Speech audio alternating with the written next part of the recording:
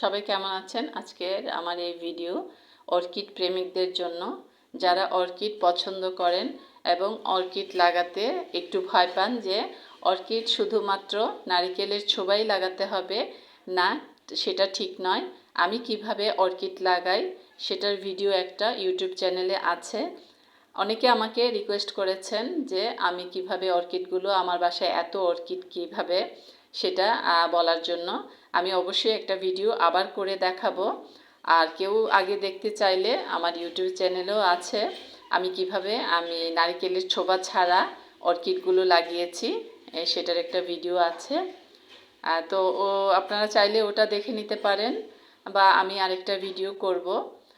এটা একেবারেই ভুল যে নারকেলের ছোবাই অর্কিড লাগাতে হবে। আমি কিন্তু অর্কিড কোনো নারকেলের ছোবাই লাগাইনি। কিভাবে লাগিয়েছি সেটাই আমি আবার ভিডিও করে দেখাবো।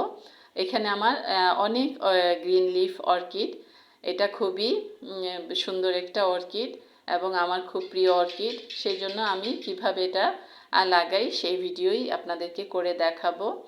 তাহলে আমার চ্যানেলে চোখ রাখবেন পরবর্তী আমি কিভাবে এটা লাগাই সেটা দেখার জন্য।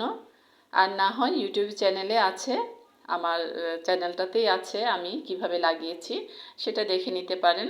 দেখতেই পাচ্ছেন আমার অর্কিডগুলো কিভাবে, আমি কিন্তু নারকেলের ছোবা কিছুই ব্যবহার করিনি, একেবারে সিম্পল জিনিস দিয়ে এটা লাগানো।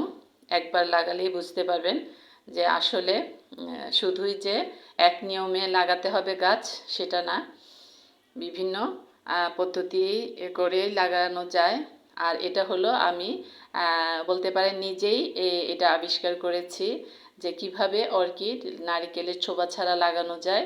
প্রথমে আমি অল্প অল্প করেছি, এখন এটাকে আমি একেবারে এটা সফল হয়েছি যে নারকেলের ছোবা ছাড়া অর্কিড লাগানো যায়। তো সবাই ভালো থাকেন, সুস্থ থাকেন, আমার চ্যানেলে চোখ রাখুন।